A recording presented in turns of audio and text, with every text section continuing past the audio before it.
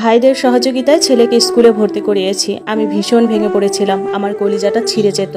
এই আফসোসে কেন আমার জীবনের এত বছর উনি নষ্ট করলেন, কি দোষ করেছি আমি পুরো বিছানায় পড়ে গিয়েছি। ভালোবাসা মানুষকে মৃত্যু ঘটায়, এমন মৃত্যু যে নিঃশ্বাস নিতেও কষ্ট হয়।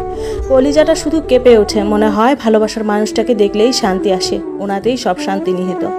বিয়ের 2 মাস পর উসমানের বউ তার পুরনো প্রেমিকের সাথে পালিয়ে গেছে গয়না এবং টাকা পয়সা নিয়ে। উসমান 6 মাসের ছুটিতে এসেছে। উসমানের প্রতি আমার আর ভালোবাসা নেই, আছে শুধু ঘৃণা। তবুও যদি আমাকে ফিরিয়ে নিতে চায়ওনি, তবুও যাব আমার ছেলের জন্য। আমার জীবনের সুখ এমনিও নাই অমনিও নাই। পৃথিবীতে সব মেয়েরা সৌভাগ্যবতী হয় না, তাদের মধ্যে আমি একজন। আমি কিভাবে বেঁচে আছি শুধু আমি জানি। একদিন সকালবেলা আমার ছেলেকে নিয়ে স্কুলে যাচ্ছি, পথে উসমান দাঁড়িয়ে আছে। ওনাকে দেখে আমার রুহটা কেঁপে উঠল।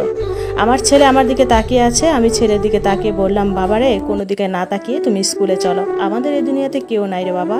উসমান আমার সামনে এসে আমার ছেলেকে কোলে তুলে নিল আর চোখের পানি ছেড়ে দিয়ে আমার ছেলেকে আদর করতে লাগলো রাস্তার মধ্যে। তাই আমি আর কিছু বলি নাই। জিজ্ঞেস করলো, কেমন আছো? ভালো আছি।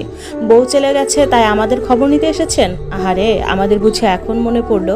উনি নিশ্চুপ। কতক্ষণ পর বলল, চলো বাড়ি। আহারে, আজ এত বছর পর বলতেছেন চলো বাড়ি?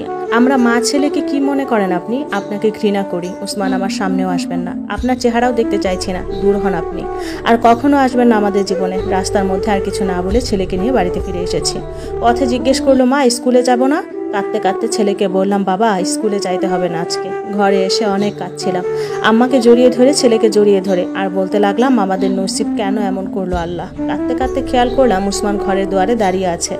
আমার ছেলে ওনাকে দেখে বলল, বাবা তুমি চলে যাও, তুমি খালি আমাদের কাঁদাও। আমার মাও অনেক শোনালো ওনাকে। উনি আমার মায়ের পা ধরে বললেন, আমি ক্ষমার অযোগ্য, তবুও ফেরত নিতে এসেছি ওদের, খালি হাতে ফিরিয়ে দিয়েন না। আমার মা দিবে না, বলছে বাবা অনেক হয়েছে, অনেক বয়স সময় নষ্ট হয়েছে, আমার মেয়ের কারণে দয়া করে তুমি আর ওদের জীবনে আইসো না। কিন্তু উনি আমাকে নিয়েই যাবেন। আমিও কান্না করতে করতে বললাম, কেমন বাবা আপনি, যে ছেলের একটা খোঁজ নিতেন না? লজ্জা হওয়া উচিত আপনার। বউয়ের কোনো দায়িত্ব আপনি পালন করেছেন? আমি যাব না। আবার বিদেশ চলে গেলে আমাকে ভুলে যাবেন। এত বছরে আপনাকে চিনতে আর বাকি নাই। আপনাদের ঘরের সবাই আমাকে কুকুরের মতো ব্যবহার করে। যখন যার যেটা ইচ্ছা সেটা বলবে, আমি আর ওই ঘরে যাব না। ওই ঘরে আমার কদর নাই, সেই ঘরে আমি আর যাব না। উনি বললেন, আচ্ছা চলো, যা হওয়ার হয়েছে, এবার তো চলো, তোমাদের আমার সাথে সাথে রাখবো। আপনি প্রতারক, মিথ্যাবাদী, বেঈমান। আপনার কথা আমি বিশ্বাস করি না, একদম করি না, দূর হন। আম্মা তখন বলে, মেয়ে নিতে হলে সমাজ নিয়ে আসবে, সমাজের মানুষজন নিয়ে আসবে, তবেই মেয়ে দিব, তোমাদের যা ইচ্ছে তা করতে পারবে না। আমি চুপ ছিলাম। পরিশেষে এটাই বলেছি, আমার ছেলের নামে কিছু করে দিলে তবে যাব, না হলে যাব না। আমার জন্য কিছু লাগবে না, শুধু আমার ছেলের জন্য কিছু করে দিলে হবে।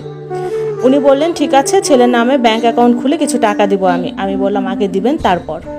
বললেন, ঠিক আছে দিব, তাও আমার সাথে থেকো। আল্লাহকে বলছি, আল্লাহ যেন এবার সব ঠিক হয়ে যায়, আমার ছেলের জন্য হলেও সংসারটা যেন টিকে। আমি ওনার সাথে কোনো কথা বলি নাই, আর উনিও বলার চেষ্টা করেন নাই। পরের দিন সকালে আমাকে নিয়ে ছেলেকে নিয়ে ব্যাংকে গেলেন এবং একটা ডিপোজিট খুলে ওখানে ছেলের নামে 20 লাখ টাকা ওনার অ্যাকাউন্ট থেকে ট্রান্সফার করেন। এরপর আমাদের কাগজপত্র রেডি করেন আমাদের পাসপোর্ট বানানোর জন্য। ইমার্জেন্সি টাকা খরচ করে 7 দিনের ভেতর পাসপোর্ট বানিয়ে নেন।